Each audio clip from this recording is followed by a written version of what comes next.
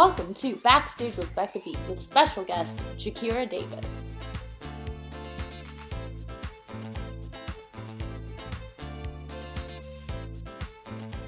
Hi everyone, and welcome to this episode of Backstage with Becca.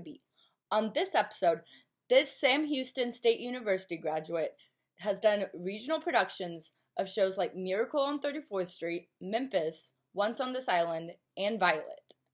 She's currently on the National Tour of Beetlejuice, where she plays the Girl Scout and understudies Lydia. Please welcome Jackera Davis. So, first of all, how are you doing? How is life? How is tour good. Life? I feel like at the beginning of tour, we were all like, what's going on? Because we were in like the coldest places. Granted, they were still like awesome, like amazing food, tons of things to do. But like we were in like Ohio and like Detroit and like the coldest places ever. So now we're like finally in some sunny weather, which is really nice, especially because like I'm from the South. So I was like not used to like walking to the theater in like literal snow. Yes. It's a lot. So it's fun. We're going to like Fort Lauderdale next week, and then we have LA, Orlando. So we're like all so stoked. We're like so ready for summer. So it's really good.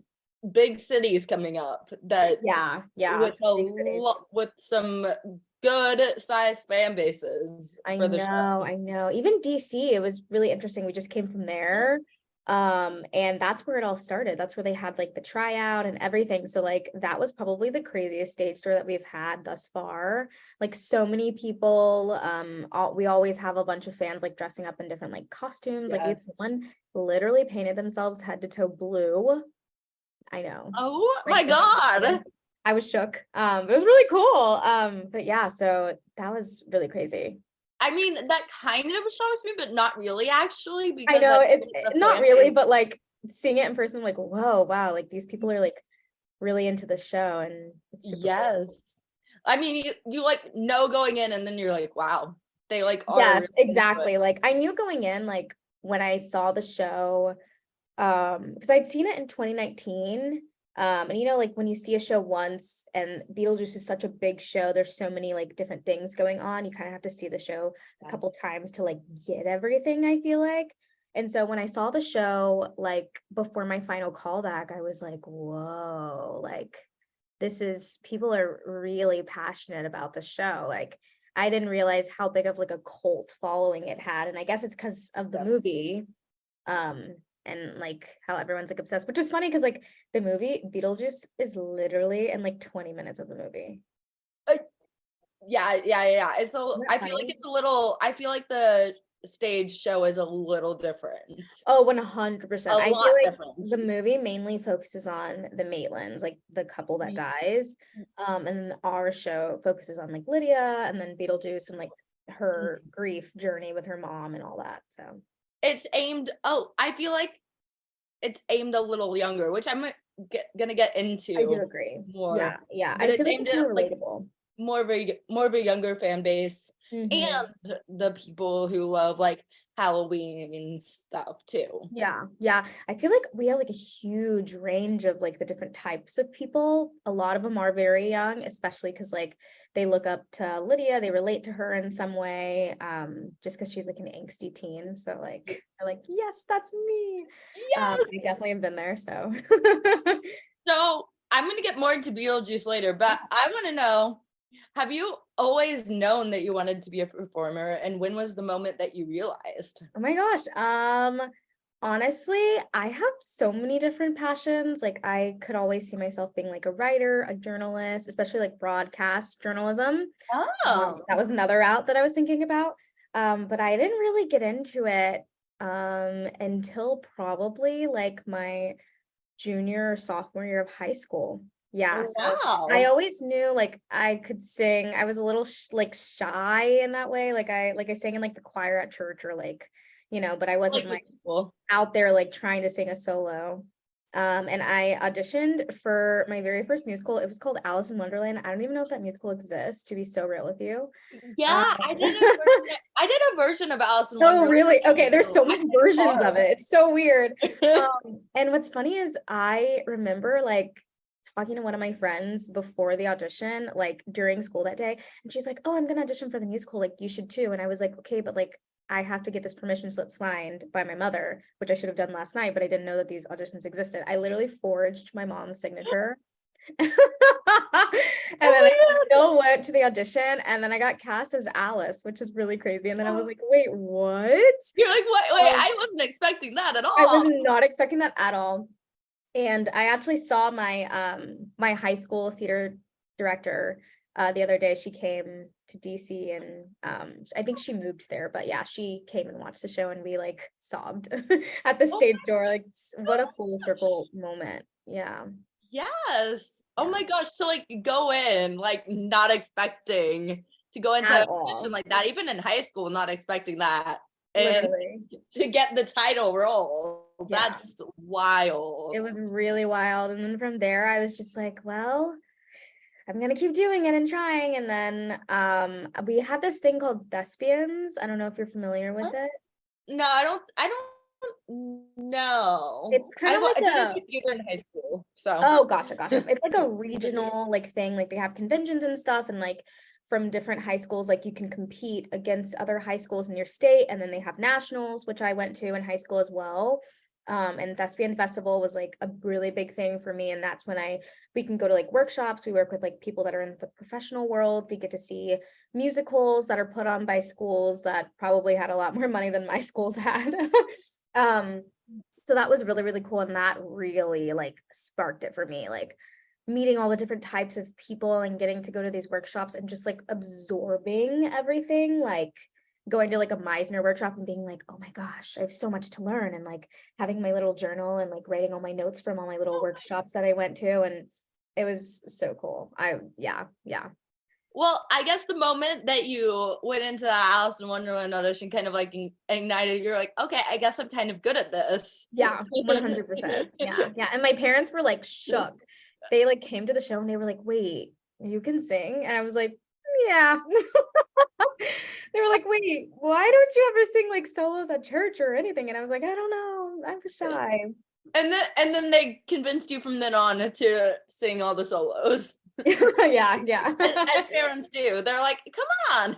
Literally. And when I was growing up, my mom would like try to get me in like voice lessons and stuff, and I was like, I don't want to. And I think I was just I don't know why, like singing was literally embarrassing in my brain for me, like when I was little, but for some reason I was like, I don't want to.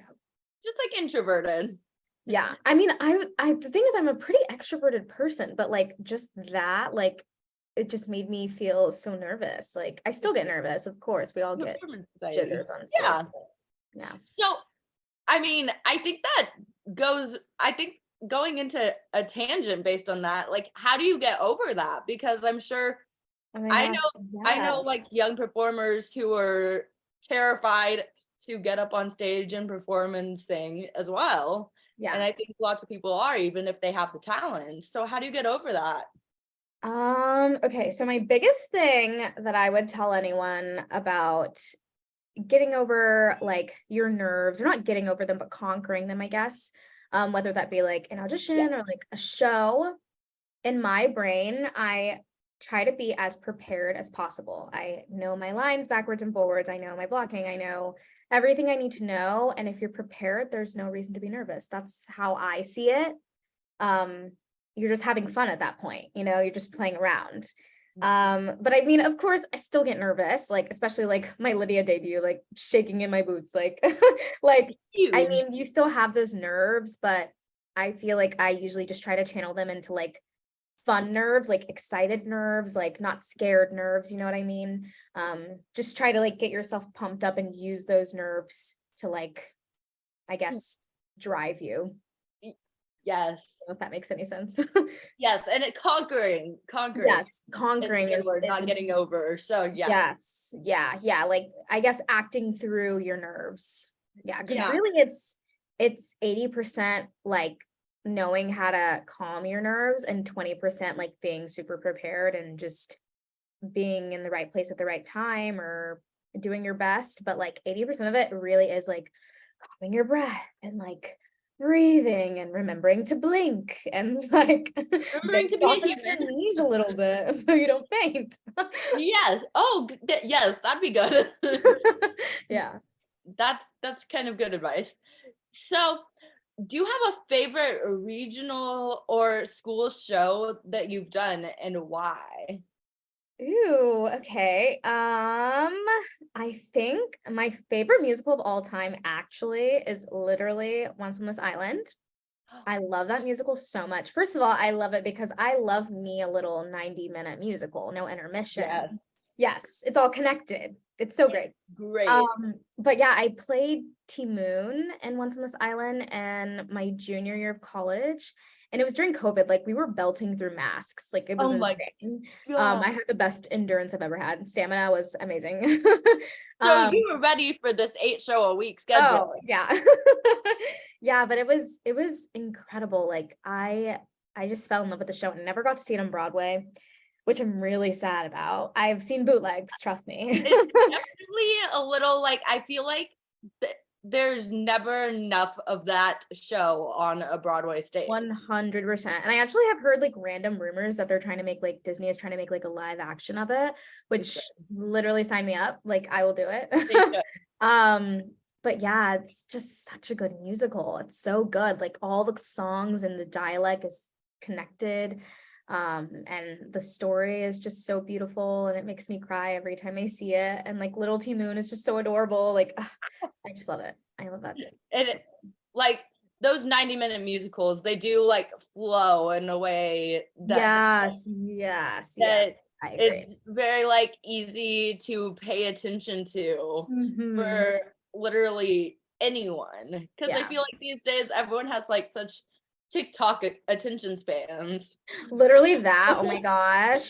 Yes, that I scroll for hours. Oh my gosh. And it's like 15-second videos. That's the attention span that this world has right now. I love a musical where there's no like breathers. I mean, it's probably bad for the people on stage because they're just like, there the whole time. But I just love it when like you can't even think about what just happened because something else is happening right now. Like, oh my God, it's like Sondheim stuff. Yes. Because when I see like Sondheim stuff, I just saw Little Night Music and I'm like, how do you all like breathe between these songs? I know. The dialogue is so cool. And everything's connected, especially like musically, it's genius. Yes. Yeah.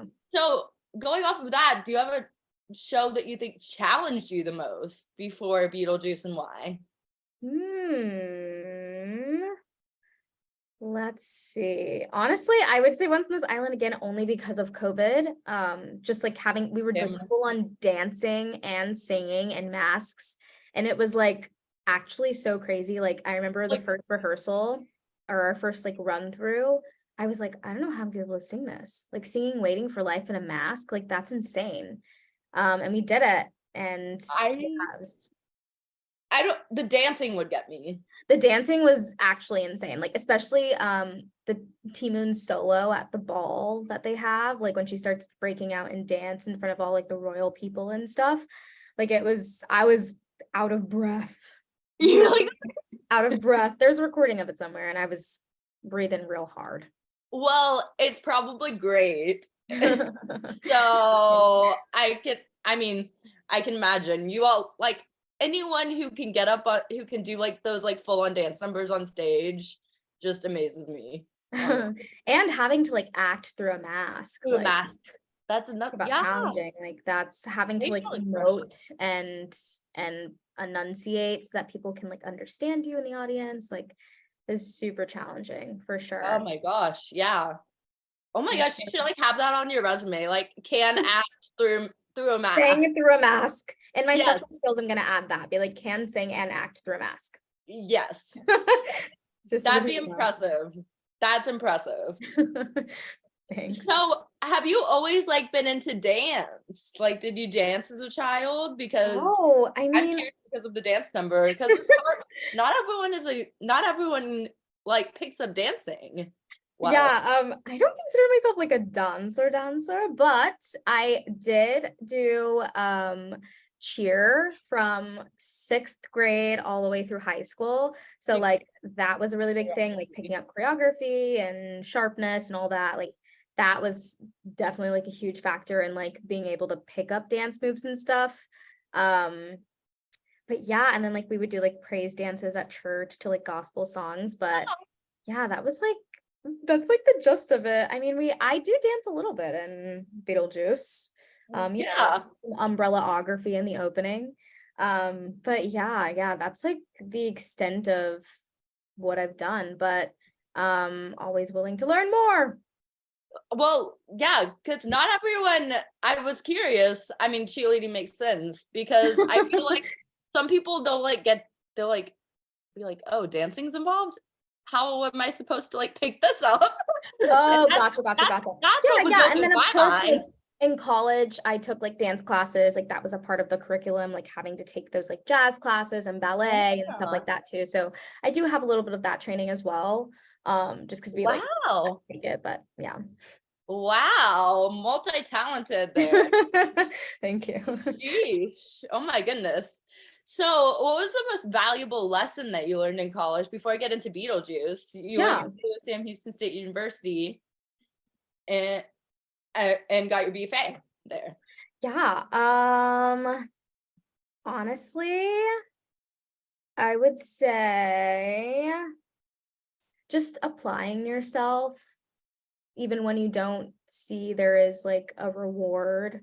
You know what I mean? Like I really am like such a hard worker, and like even for my voice lessons, like I would be like warming up, and then after my voice lesson I would like take the recording that I had in my voice lesson and go to like a studio and like go over it again. Like I just really and also being willing to learn all the time, especially from like your peers, not just your teachers. Like even like watching Bella every night, like in the show, like if it's I'm learning, like, you know what I mean? Just being willing to learn from everywhere.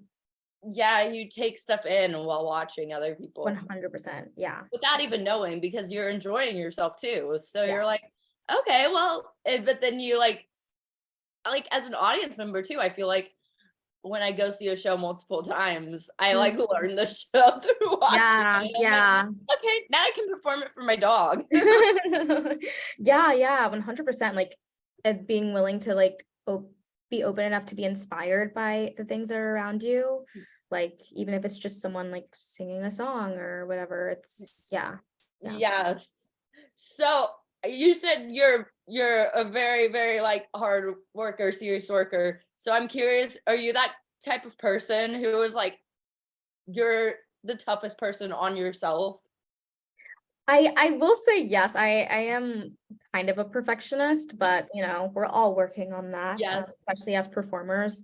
Um, but yeah, I mean, your biggest competition is really yourself, and Oh my God, yes. yeah, it really is. Yeah. I feel like so many performers like doubt themselves, and I'm like, no, y'all are so great. Yes. Stop doubting yourself. Negative self-talk is really powerful. Like, Yes. yeah. Yeah. I'm like, stop doubting yourself. Yeah. Y'all are fabulous. It's the year of being confident. Yes. Yes. Confidence is Yeah. key. Yeah. So currently, you're on the road with Beetlejuice. Yes. So where you play the Girl Scout and understudy Lydia. Yes. So what was your audition process like for Beetlejuice? And I mean, what was your reaction when you got the role? And then you Yeah. found out on top of that that you're understudying Lydia in the show. I'm sure you were like, oh my God, what is happening? Yeah. Yeah. So I got the tape from my agent. And what's funny is actually had like an obligation like with a different contract at the time that was leaving before Beetlejuice's rehearsals started. I can't say what it is, but there was something else. Um, Ah, and so yeah, I got the tape and my agent was like, well, you can see like what happens, like, and we can figure it out like when we get there, like if you get it or whatever. And I was like, okay. And honestly, I didn't always see myself as a Lydia, but I was like, I mean, if it comes with the package of like doing Girl Scout, because that was the breakdown of it, was like Lydia was like understudy Lydia, Girl Scout. So I sang my little songs and did my tapes and found my readers, and then I sent it in, and then I didn't hear anything back for like I think 2 weeks. And they wanted to see me again, but I was in Houston and I was working and I was unable to take off of work. Like it was so complicated. I could not fly out for that callback, the initial callback. And so they were willing to do it on Zoom, which I was like, thank God. And so I did it on Zoom. And I feel like I like blacked out during that because I was like so nervous. And imagine me like in my room with my backdrop and like pajama pants on, but like a nice top. Yes. Literally. And I did that and I thought it went pretty well. And so I was like, well, okay. But then, there's always that thing in the back of your brain because I think I was one of the only people that did my initial callback on Zoom. I think everyone else they had saw in person. So that's always a little bit scary to think about. And then literally like, I think a week or so later, my agent called me and was like, hey, they saw everyone in person, but they want to see you in person. Like they're going to like fly you out and all that. And I was like, oh my gosh. Okay. Yeah. So they flew me out and I went and did it in front of Alex Timbers and Katie Davis. And yeah, and the rest is history. And I did the material. And then I think I found out literally like 4 days later that I had gotten it. Oh my gosh. So like going out when like someone like with the name, like people recognize the name Alex Timbers, I think. I know. Someone, oh my God. But someone with that name like flies you out. What is going through your mind as a performer? Like this is literally so bad. And I definitely do not do this anymore. But I do this thing where like if I go in for like a callback, like a final callback, and it's like pretty important, I will do this thing where I will not look up the people that will be in the room because it freaks me out. Like I like honestly, and it's so bad. I definitely don't do this anymore. But I didn't look up who was going to be in the room because I was like, I don't want to freak myself out. Like I don't want to be like make myself even more nervous. Like I just need to go in and do what I need to do. And like that's it. Like because I mean, honestly, at the end of the day, like going in and like, doing your thing is all you really can do. Yeah. And so yeah, and it was nice because when I was outside, I know Sean McManus. I don't know if you're familiar with him. Patty looked for impressions. Very TikTok famous. Oh my gosh. He's actually one of my good friends. We did an intensive together like a couple years ago called the Link program. And so he like came out because they had rehearsals like right before. And for like something they were working on something with the ensemble, and he came out and he was like, oh my God, like Jackera, and like they gave each other a hug, and like that definitely like calmed me down and like soothed me. But yeah, I did not look up the people that were going to be in the room, and then after I left I looked up and I was like, oh my God, whoa. You're like, that's who that was. Okay. Literally. Yeah. Well, they're so chill and everyone's so kind and like supportive and nice in the room that it like honestly it would have been okay if I looked him up anyway, but I mean, I think it kind of makes sense not to too. I don't know if like I don't know what like the regular is, but I think like most normal people will do their research, which is the smart thing to do, I think. But sometimes I just get nervous and like I don't want to make myself more nervous than I need to be. So yeah. And you're like, well, I'm gonna go in, it's an audition, and then is whoever is in there is in there. And whatever happens. Yeah. And I'm as prepared as I can be. Yeah. So what is stepping into the rehearsal room like for a show that's getting ready to tour? Because like you're joining a cast at the same time as everyone else, and you're getting ready to step on the road at the same time as everyone else, and you're in all the press releases like that when the tour is announced. So they're like, hey, here's the cast, and you're reading your name like on the list of people. That was crazy. I think that was when I actually realized how big the fan base was whenever they released like the initial, little picture with like the headshots and like everyone looking all nice. And I was like, whoa. And I was also like literally crapping my pants because I'd been holding in this information for so long and it was finally out. And I was like, oh my God, this is so cool. Like seeing all the reactions and like all the support on social media was like literally amazing. And also super cool, like having a completely clean slate. Like I remember the first day getting in and they were showing us like all of the set designs and all of that jazz, and like it did alter from Broadway. And like even like little things in the show, like blocking wise and like set wise and design wise, things did change from Broadway, and even lyrics wise. I know in I want to say Ready Set, the Maitland song. I think a couple of the lyrics changed. Or wait, no, Fright of Their Lives. That's what the song is called. Fright of Their Lives. The lyrics changed for the tour versus Broadway. And you have to see.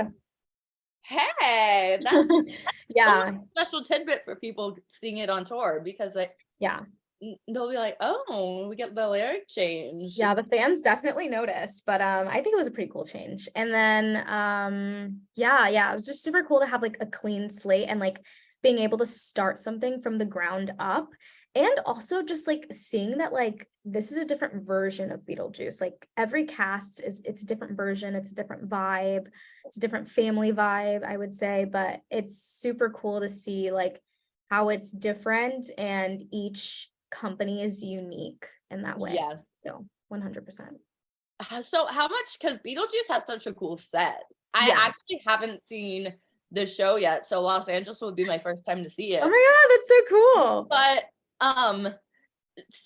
But I've seen pictures of the set. So how much of the set building did you get to see, did you all as a cast get to see along the way, like before stepping in?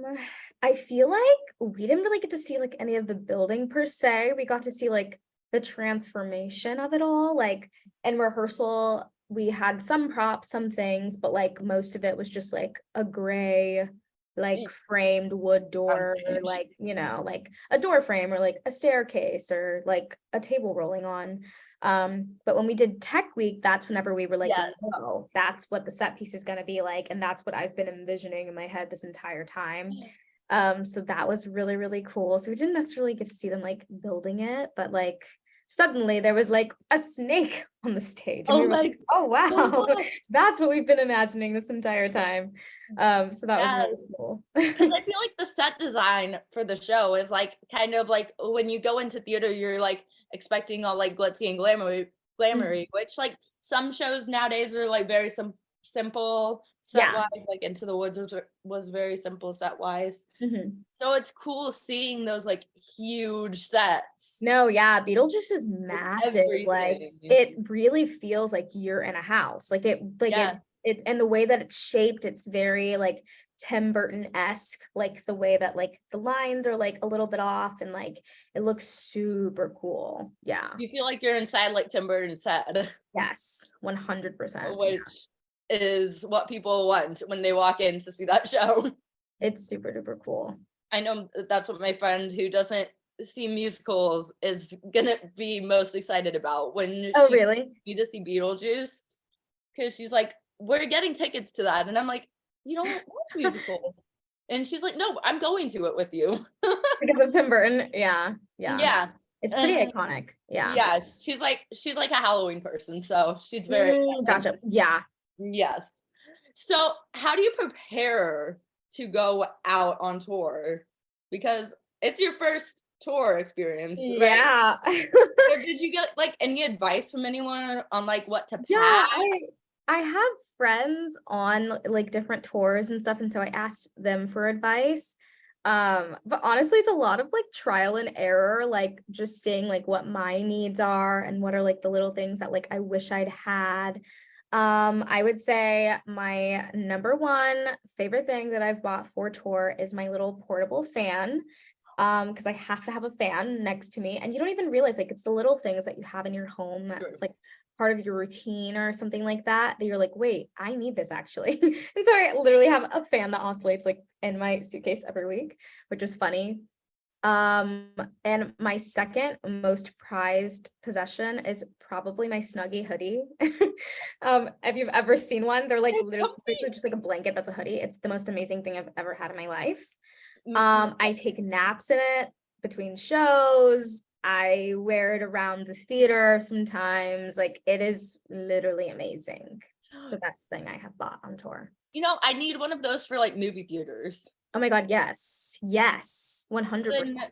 Instead of like bringing like a random blanket from the house to a movie theater to come sit with you. You could just put a blanket on you. Literally. It's so nice. I should have brought that the other day. I went and saw The Little Mermaid, which Yes. was amazing. And I was kind of cold in the theater, so. I'm always cold in movie theaters, but yeah, I know. Little Mermaid's so good.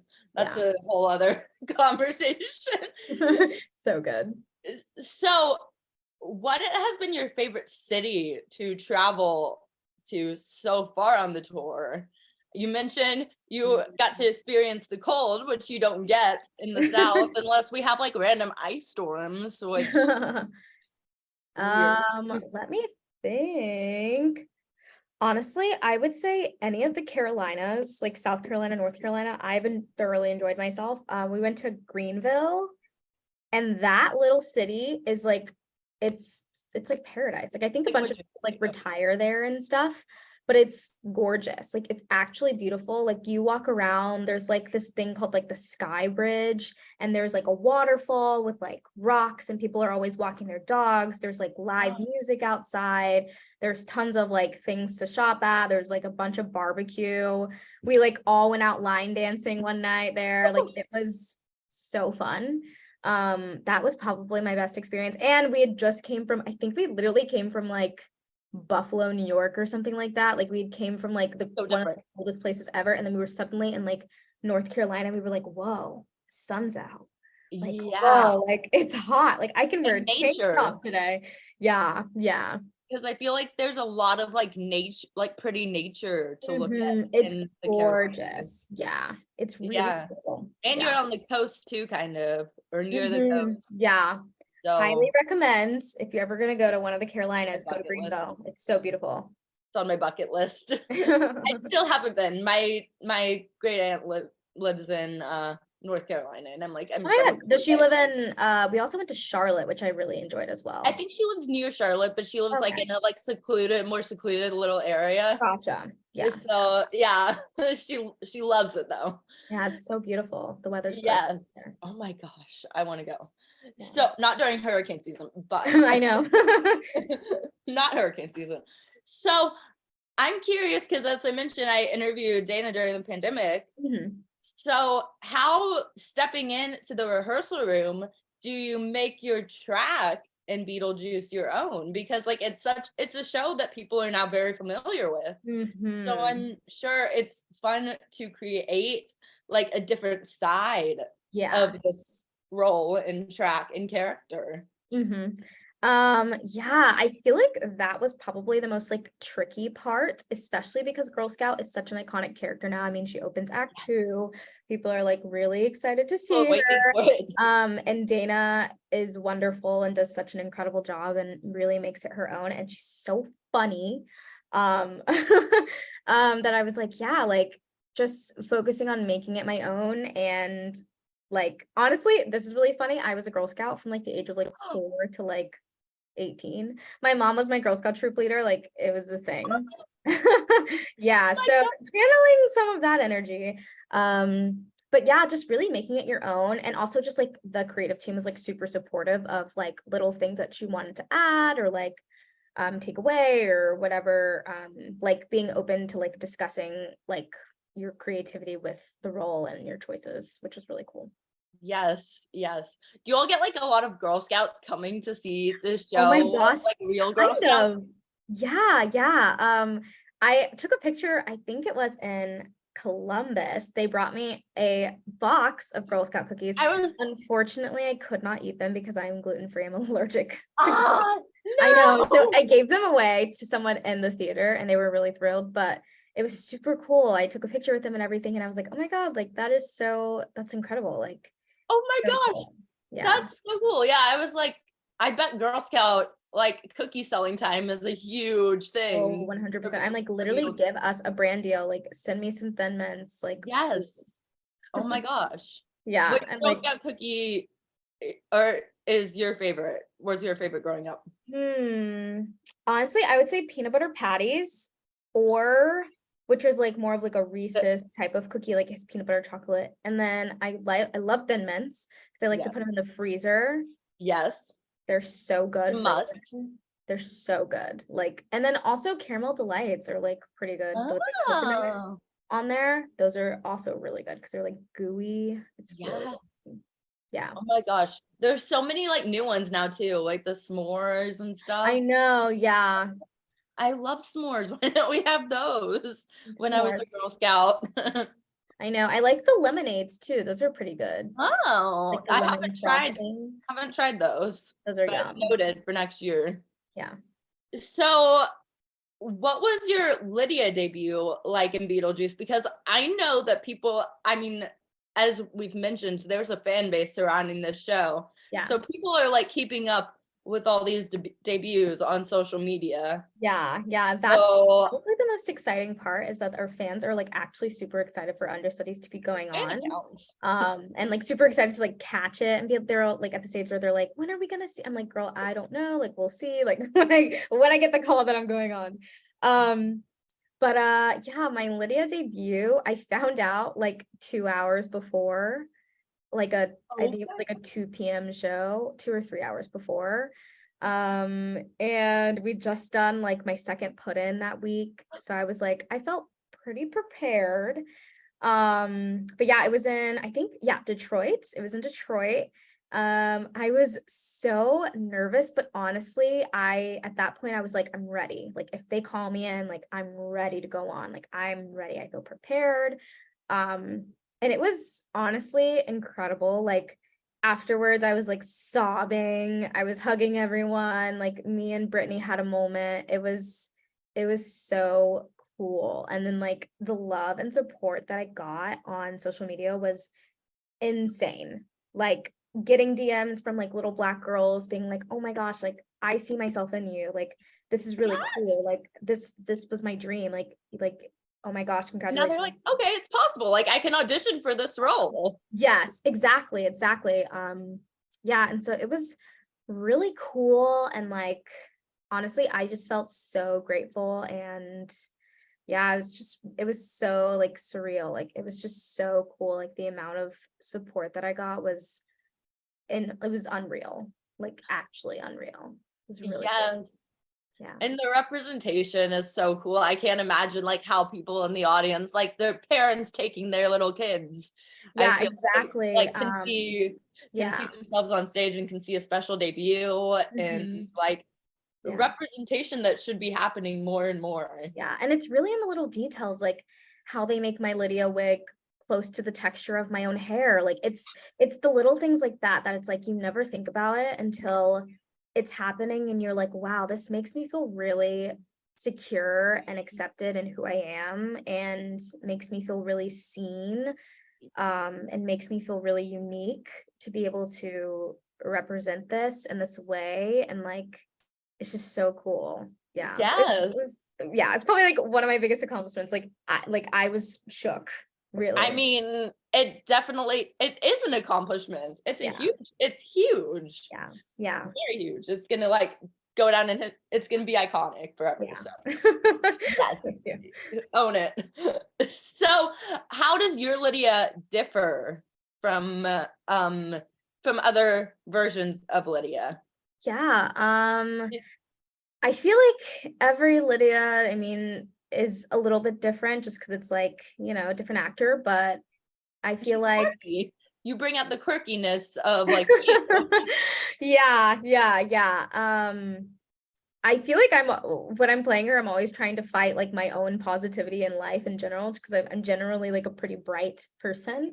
So like playing her, I'm like, wait, I have to be like dark and angsty. Hold up.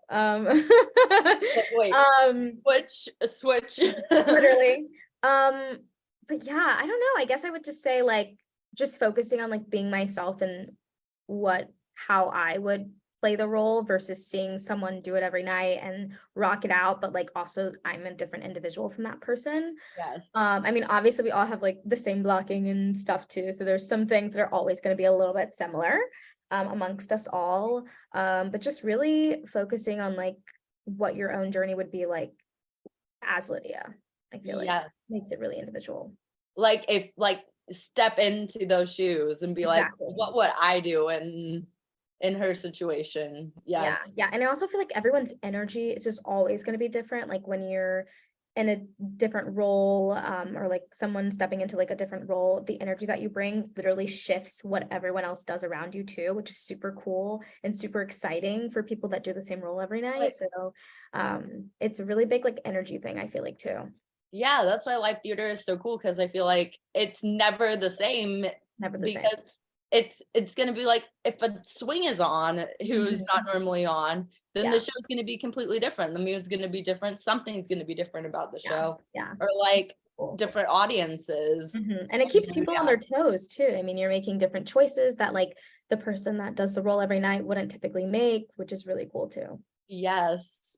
So we mentioned singing through a mask during the pandemic. How has that helped you with stamina performing 8 times a week? And how do you work on stamina performing 8 times a week in a show? Because yes, it's a crazy schedule that you all have. It is an insane schedule, like actually. I mean, I think the week of Christmas we had 9 shows in San Francisco. Like it was actually insane. You're like, Merry Christmas. Literally. But yeah, stamina wise, I feel like just taking care of your body, which is something that took me like a couple months to actually adjust to and get into, like finding your own routine, even though we're going to different cities every single week, like finding like what is constant for you and your daily life and what helps you like mentally, physically. I go to the gym every day. I try to at least. And I try to get a workout in, especially because like my normal track, Girl Scout track, is like not necessarily like physically super hard. So I'm having to push myself outside of the show so that whenever I do go on for Lydia, I have the stamina to get through the show. Because I mean, adrenaline can only help you so much, but like being actually physically ready and feeling like if I did Lydia, I wouldn't like flop down and die afterwards. It's always great. So yeah, just really taking care of your body, eating the right foods. I know, which can be really hard on the road, especially for me because I'm gluten-free. So I'm always like, what do I eat? I eat a lot of poke bowls, I eat a lot of Chipotle, I eat a lot of rice, basically. I eat a lot of rice and meat, and French fries. I love a French fry. But yeah, just really taking care of your body, warming up your body vocally and physically. I know sometimes when I'm bored during the shows, I'll like, and I have a break, I'll go and get weights from our PT box, physical therapy box, and I'll like just be like using weights and like be doing different things just to warm up my body, instead of sitting around on my phone and scrolling on TikTok as I do. I mean, before you know it, it's been like 4 hours and you're like, literally. But yeah, just really taking care of yourself. I mean, 8 shows a week, honestly, it gets easier, but at the end of the week, you're always going to be tired just because like we're humans and like that's just how it is. And like we need sleep and etc. Full-time job. But yeah. It's a full-time job and you're traveling too on top of that. So yeah. So it's crazy. I think our craziest stretch was probably like, I think for 10 weeks straight, we were switching cities every single week. So we had 1 weekers, which was a lot, but lately we've been having like 2 weekers, 1 here, 2 there, which is a little bit better. But yeah, just really taking care of your body and listening to your body too. Like if you're tired and you can't make it through a show, you're feeling kind of off, like sometimes you gotta call out and that's okay. And we have incredible swings and understudies that will take care of it without any stress.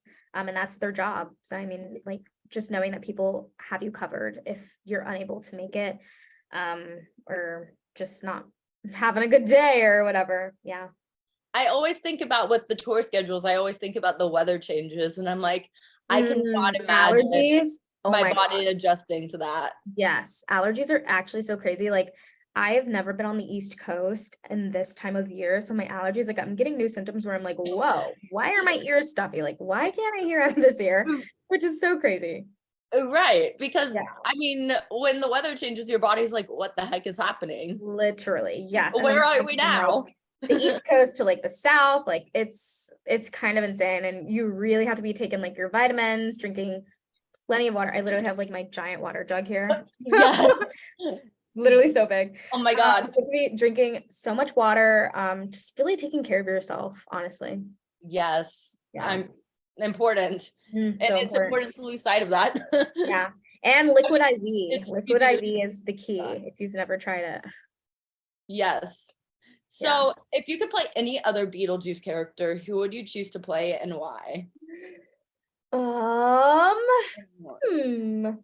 Honestly, I would say, besides Girl Scout or Lydia, probably Barbara, just because I feel like she's more close to like my essence of as a human.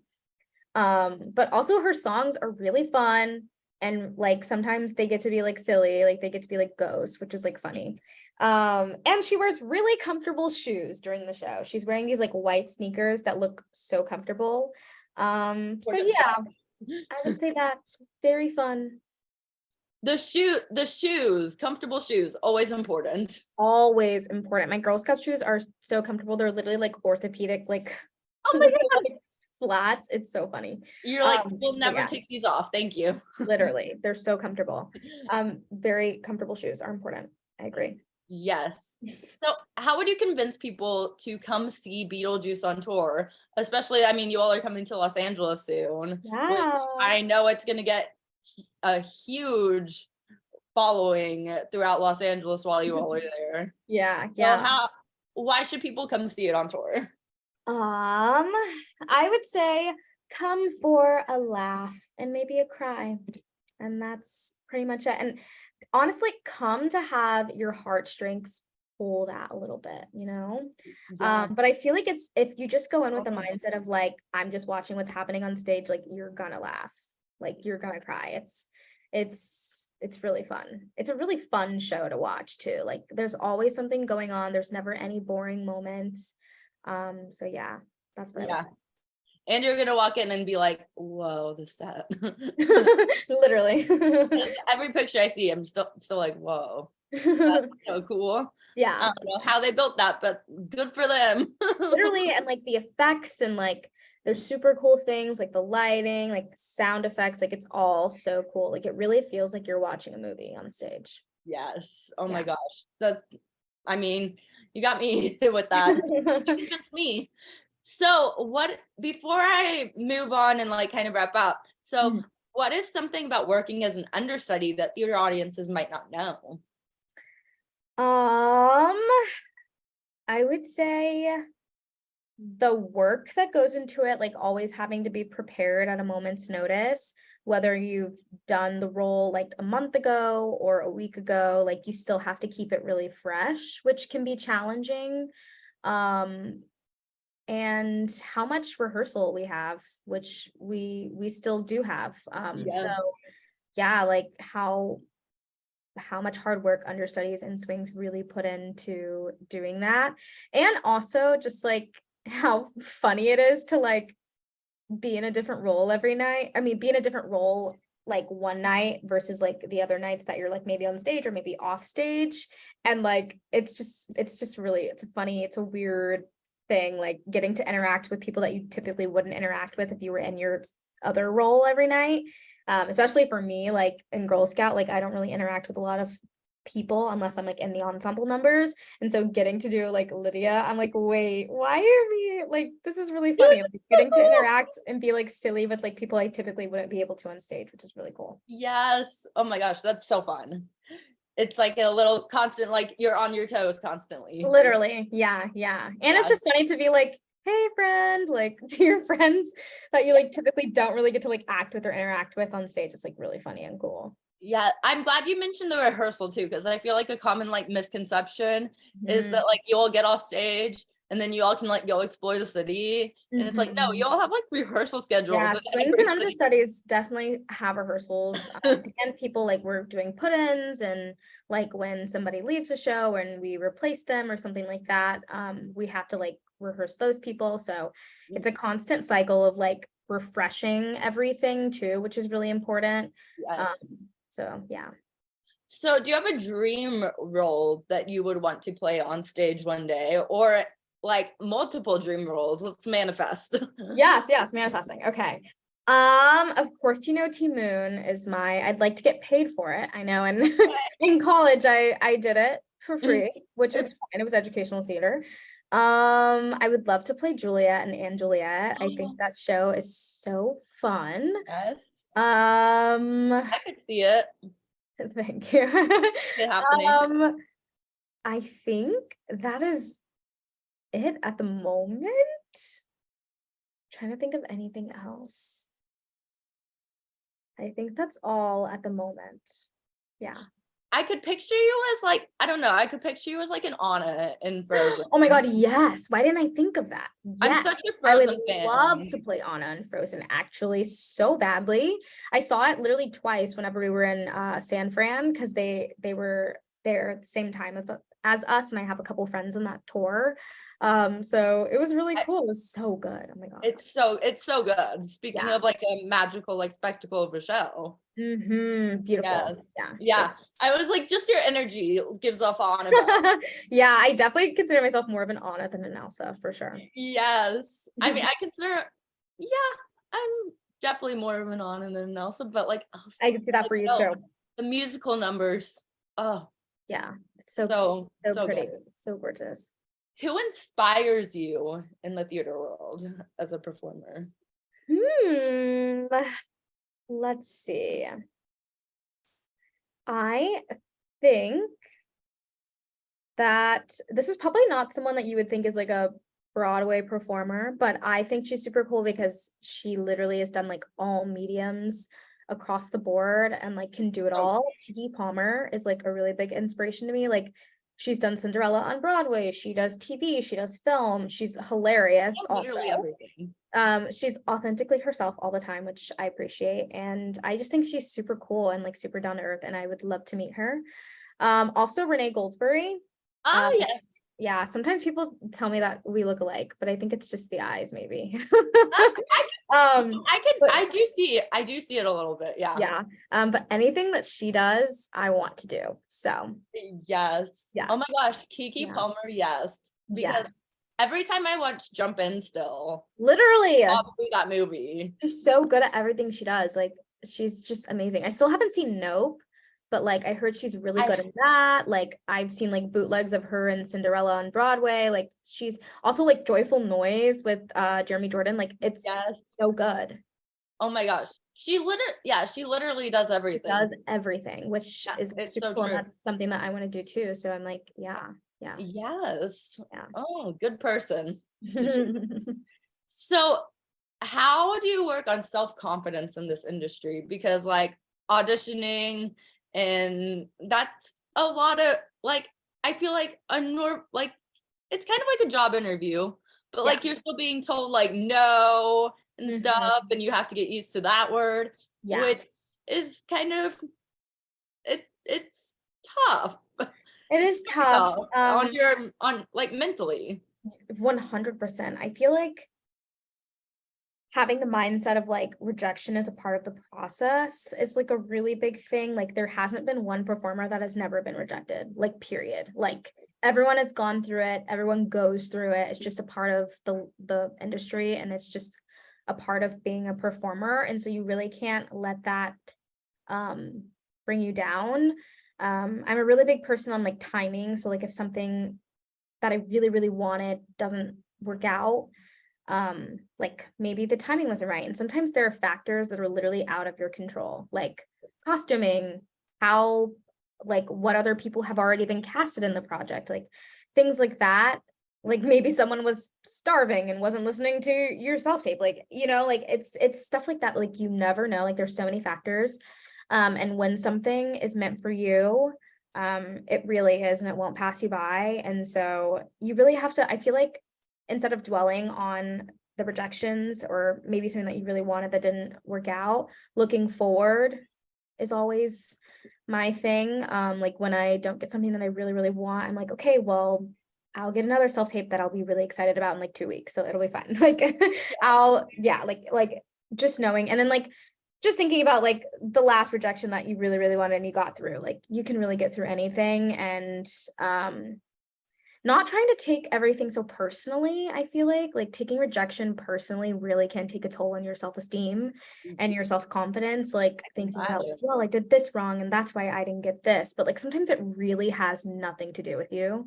And Most of the time, I feel like it Literally. really has nothing to do with I you. totally agree. Most of the time, it truly has nothing to do with you. And just taking it as that, like, Yeah. not dwelling too hard on everything. Yeah, and just having a great support system, people that you can talk to, especially having friends in the industry is super helpful because you guys can relate in some ways. Also, having friends that are not in the industry is really helpful because they can bring you back down to earth, being like, girl, you're gonna be fine. Like, you're gonna be good. Don't worry. So yeah, like having a great support system, and having like an outlet. Like, I know sometimes I'll journal about things or things like that. Like, those are really healthy ways of dealing with those types of things. But I feel like the main thing that gets me through is honestly my best friends. So Oh, shout out to them. yeah, Shout out to them. shout out to them. Love Yeah, that. for sure. So, where can people follow you on social media to keep up with what you're doing? Yes. The tour, to keep up with Lydia dates? Yeah. I'm on Instagram. It's at Jackera, has two J's in the front. I don't know why I did that, but it's confusing sometimes. And then I'm also on TikTok, at Jackera. I make a lot of silly videos, and sometimes it is kind of embarrassing. When people at the stage store are like, "Oh my God, I saw your TikTok," and I'm like, "Yeah." That. And I love making them too. Like, it's actually the most entertaining thing. Like, especially in those cold winter months is when I really started to make the TikToks, and I was like, this is really fun and this is really entertaining. And it's a great way to reach out to people. A great way as an outlet, creative outlet when you're not feeling creatively fulfilled. Like, it's really fun. And also, I can scroll on that little app for hours. Literal hours. Yes. Without realizing you're doing it. Literally without realizing. Yeah. It's addictive. Yeah. and I feel like the Beetlejuice fan base is definitely incredible. Yeah, I posted my Lydia debut on there and it went viral, and it was like really cool. Gosh. I can imagine. I love TikTok. All the Beetlejuice, fan accounts on TikTok being like, I know, sometimes I get tagged in them and I'm like, wait, what's going on? Like, oh my gosh. Yeah, it's super wow. Fun. Hey, it's not only the official Beetlejuice account, it's many Beetlejuice accounts. Yeah. To keep up with news from the tour. Yeah, and then like sometimes I'll like send a TikTok to like Bella or like Nevada and be like, okay, when do you want to make this? Please learn this so we can make it during intermission or something like that. Like, it's so fun. Have people like made requests and stuff on or suggestions for like TikTok videos? Not really. I know sometimes people will ask me questions like, how did I get into theater? Or like, I know, I think some Black girl asked me, like, because I usually have protective styles and braids, which typically is not the norm for having underneath a wig. So like, I've gotten questions on like, how do you do that? Like, how do you fit it all under your wig? And like, what do you do to your hair? And like stuff like that, which is really cool too, to be talking about, because I feel like that's not talked about enough either. But yeah, I normally will get like little questions and stuff. Somebody asked me the other day, they were like, how do you drink a Red Bull and sing? Like, does it affect your voice? As I was like drinking a Red Bull, like, in my TikTok, so funny. Oh my gosh. To get through the day. Just like random questions that like you would never think of. Literally, yeah. To really answer, funny. Or you would never think people are curious about. Exactly. Literally. Which is so cool. Yeah. So do you have anything else that you'd like to promote, or you just want to tell people to come see Beetlejuice on tour? Yeah, come see Beetlejuice. Follow me on my socials to keep up with what I'm posting. I'm always posting like a bunch of recipes, gluten-free restaurants that I'm trying, my friends, and like all the food that I'm eating. Very important. But yeah. So yeah, follow me on there. But yeah, it was really great chatting with you. Yes, and I'll put all the links and stuff to like your social down in the description. Perfect. And my dog is like shaking down here. That's my dog in her collar. And I'll put the link to buy Beetlejuice tickets too for tour in the description. It's been nice chatting with you too. Chatting with you too. Thanks for watching this episode of Backstage with Becca B. You can follow me on Twitter and Instagram at Becca B Talks TV. Or for more exclusive content from this interview and more, you can follow me on Instagram and Facebook at Backstage with Becca B. Make sure to subscribe to my channel and like this video, or if you're listening on Apple Podcasts, go ahead and give me a 5-star rating. Thanks for tuning in, and I'll see you guys next time. Bye.